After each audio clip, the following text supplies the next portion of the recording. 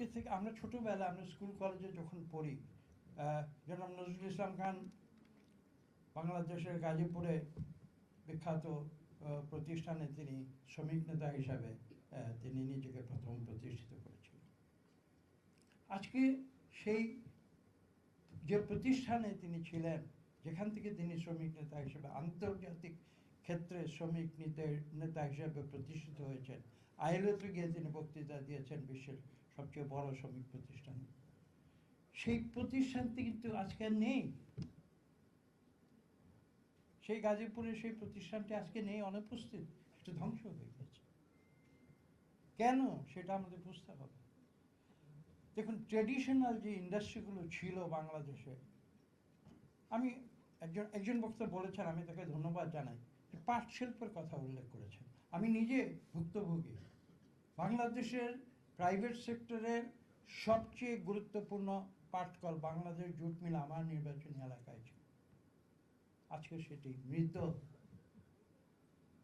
বাংলাদেশের সবচেয়ে বড় বিখ্যাত এবং successful private sector, public sector Bangladesh jute mill, এবং প্রাইভেট সেক্টরের সব নাম করা জুট মিল, জনতা জুট মিল, সেটা আমার নির্বাচনী এলাকায় আছে।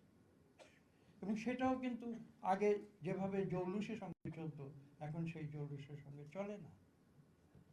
আমাকে ক্ষমা করবেন, আমার নির্বাচনী এলাকার যে কৃষি জমি আছে তার শতকরা 60% জমিতে আমরা ছোটবেলায় দেখেছি পাট চাষ হয়। আজকে শতকরা 10% জমিতে পাট চাষ। পাটকলগুলিকে এবং আজকে বাংলাদেশে যে সামান্য পাট উৎপাদিত হয়, সেগুলো বাংলাদেশে ব্যবহার না হয়ে সেগুলো চলে যায় আমরা বিগত 15 বছর দেখছি। এবং অনেকে বলেন সেই কারণে পরিকল্পিতভাবে পাট শিল্পকে ধ্বংস করে দেওয়া হয়েছে।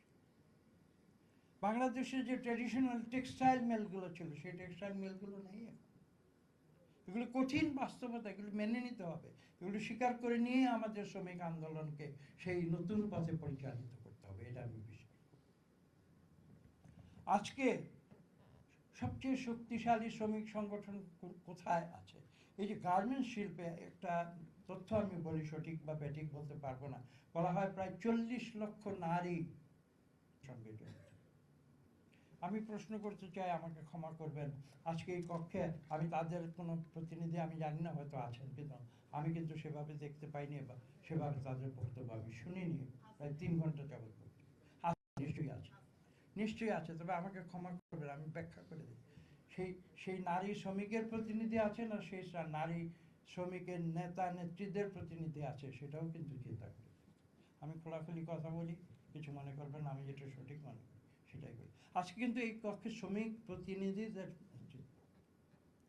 এবং আমি বিশ্বাস করি এখানে তারা আজীবন তারা শ্রমিক স্বার্থের জন্য তারা কাজ করে যাচ্ছে। কিন্তু পরিবর্তন কতটুকু এসেছে? আরেকজন বক্তা অত্যন্ত গুরুত্বপূর্ণ কথা বলেছেন। তিনি বলেছেন শ্রমিকের প্রতিনিধিরা সব পরিবর্তন আনতে পারবে না, যারা পলিসি মেকার সেখানে যদি শ্রমিকদের প্রতিনিধি না থাকে তাহলে পরিবর্তন কি আসবে? সেই প্রশ্নও কিন্তু অত্যন্ত গুরুত্বপূর্ণ। আজকে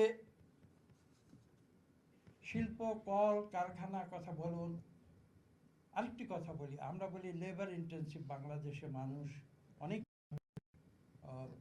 তারা চাকরি বাকরি নেই, তাদের এমপ্লয়মেন্ট দরকার। পাশাপাশি দেখুন আধুনিক বিশ্ব কোন দিকে চলছে। আমি যদি, অনেকে বলেন নিয়ে কথাটি, আমি বলছি, আপনাদের চিন্তার জগতে এই প্রশ্নগুলো আনতে হবে।